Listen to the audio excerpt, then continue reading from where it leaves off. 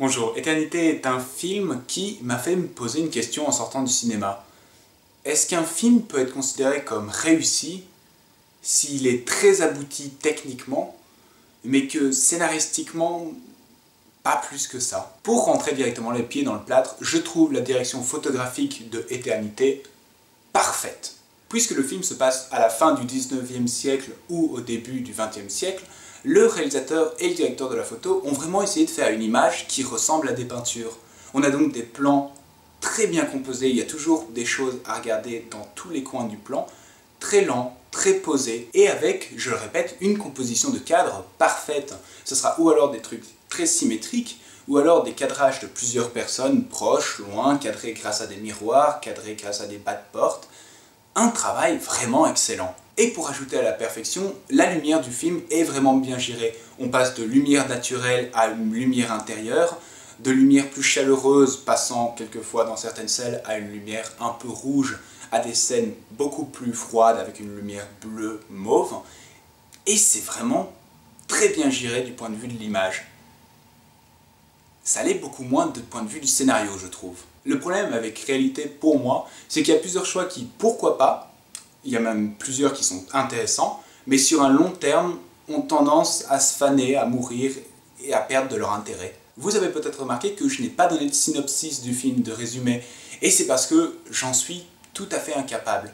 C'est pas vraiment un film scénarisé, c'est vraiment un récit de vie. Et un récit de vie qui ne s'intéresse pas qu'à une seule personne, mais à plusieurs. Ça va être du genre, on s'intéresse à un couple pendant une demi-heure du film, ce couple a un enfant, et on décide, le jour où cet enfant se marie, de suivre leur couple, puis ils ont des amis, et donc on décide de suivre les amis.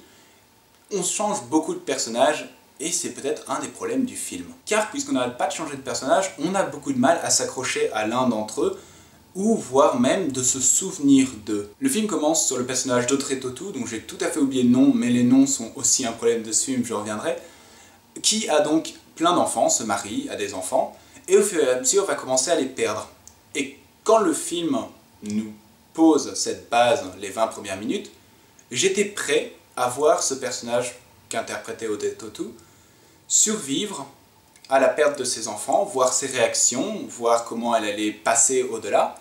Sauf que non, parce qu'après une demi-heure, le film décide qu'on s'en fout de ce personnage, on le met complètement de côté, et on va plutôt s'intéresser à eux. C'est un problème que peut rencontrer un réalisateur quand il décide de faire un film avec plusieurs récits, plusieurs personnages, c'est qu'il y a un pourcentage de chance pour que le public n'aime pas certaines parties de l'histoire et veuille voir d'autres. Un exemple de ça, pour moi, ce serait Pulp Fiction. J'aime beaucoup le film, mais toute la partie avec Bruce Willis ne m'intéresse pas du tout.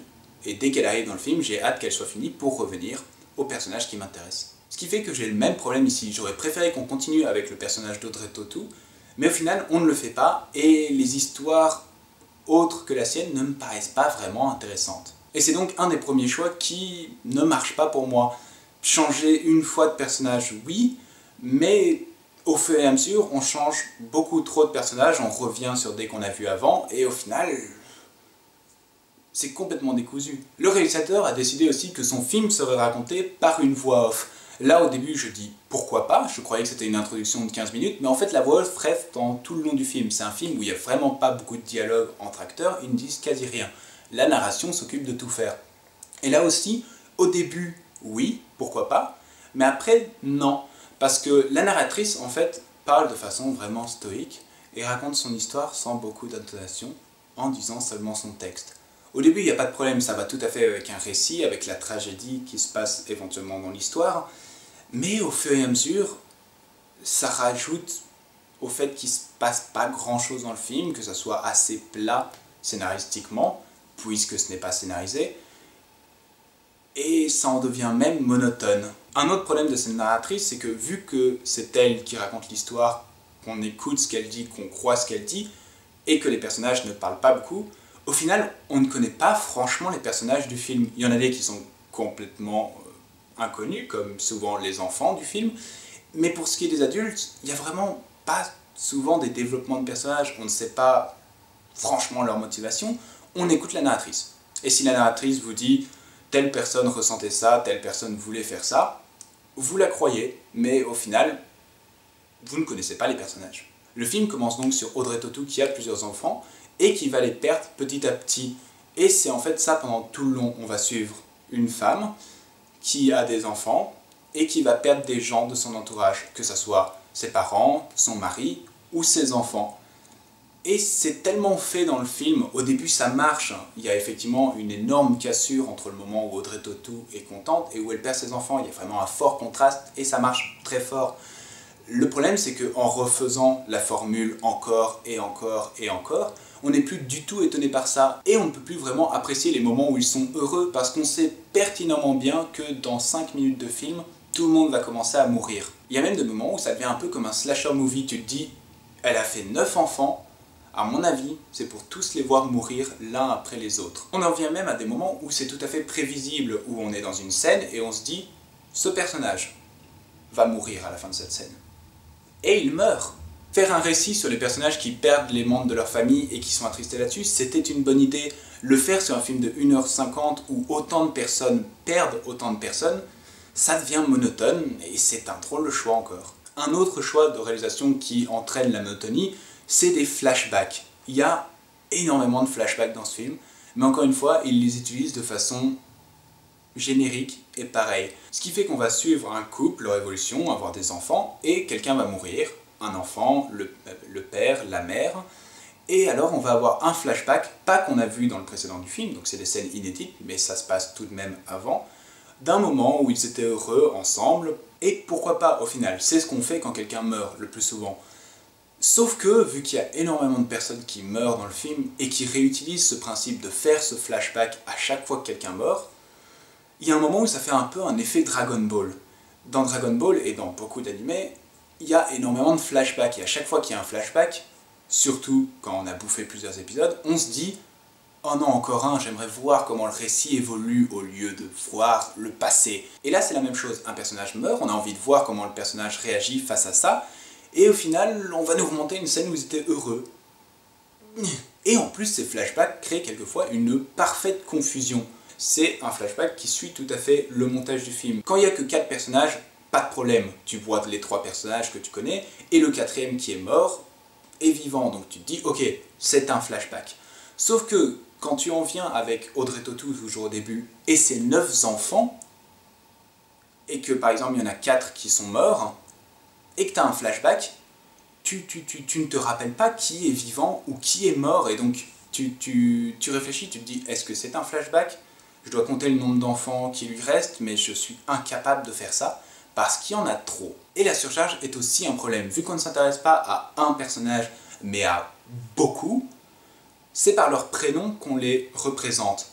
Et donc il n'est pas rare dans le film que la narratrice dise « Jean fait telle chose », et dans le cinéma, j'étais perdu, j'étais Jean, c'est lui, Jean. Et la narratrice avait déjà dit 5 phrases. Il y a trop de noms. Il y a même une scène où une mère est en train de mourir et elle appelle tous ses enfants au chevet. C'est 9 enfants, 9, 10, 7, je ne sais pas. Et elle les regarde un par un et dit leur nom. Et pendant cette scène, j'étais confus, j'étais là, est-ce que je dois retenir le nom des enfants parce que tu vas les utiliser après? Film, est-ce que tu veux vraiment que je retienne 7 noms? Et à cause de tous ces choix, donc comme je dis, plus le film avance, plus il devient monotone, plus il devient long, plus il devient embêtant. Il y a même 2-3 moments où je me suis demandé si le réalisateur n'était pas au courant de ça, car à très exactement 1/3 et 2/3 du film, il y a des énormes jumpscares. À 1/3 du film, par exemple, il y a une scène très touchante où la musique est tout à fait absente et c'est très silencieux, je ne vais pas dire ce qui se passe dedans, mais c'est très silencieux. Et puis on va avoir une coupure brusque vers une femme qui pleure droit dans l'écran. Et je n'ai jamais autant sursauté au cinéma de ma vie. Et idem plus tard, aux 2/3, il y a un enterrement et la musique va 4 fois plus fort que toutes les autres musiques qu'on a eues dans le film. C'est vraiment des moments où j'ai eu l'impression que le réalisateur donne des claques au public dans la salle pour leur dire « Réveillez-vous, réveillez-vous ». Et c'était utile parce que la personne devant moi à droite, clairement, dormait. Et ce qui m'a achevé dans ce film est la fin. C'est très difficile de finir un récit de vie, surtout quand on s'intéresse à autant de personnes, parce qu'après tout, quand est la fin, vu que, puisqu'on s'intéresse à telle personne et telle personne, quand cette personne meurt, on peut repasser à quelqu'un d'autre. Donc ça peut être éternel. Mais pour parler de cette fin plus en profondeur, il va falloir que je la spoil un tout petit peu, donc je fais une alerte spoil.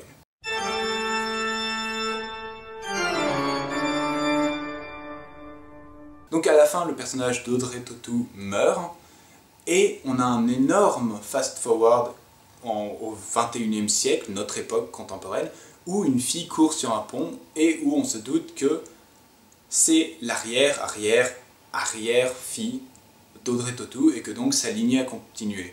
Et donc le film se termine concrètement en nous disant que la vie est éternelle.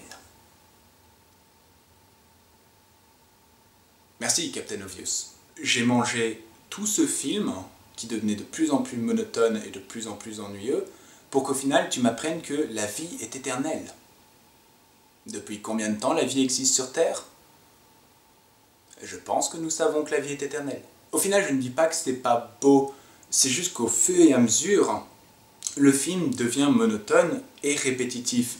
L'image est excellente et vraiment très bien gérée, donc je ne peux vous conseiller d'aller voir le film que si vous êtes très intéressé, que vous aimez les récits de vie ou que une ou des actrices, acteurs vous intéressent et que vous voulez les suivre. Mais vous devez être motivé pour aller voir ce film parce qu'il est assez long, je trouve, et en plus de ça, il est assez dur parce que la joie n'est pas vraiment au sommet dans ce film. Finalement, si je devais donner une cote à Éternité, ce serait un 8,5 sur 20. Comme je l'ai dit, le film est très abouti techniquement, mais le scénario aurait mérité d'avoir quelques enjeux. Si cette vidéo vous a plu, vous pouvez la partager, l'aimer et vous abonner. Vous pouvez également me suivre sur Twitter et je vous retrouve la prochaine fois pour une nouvelle critique.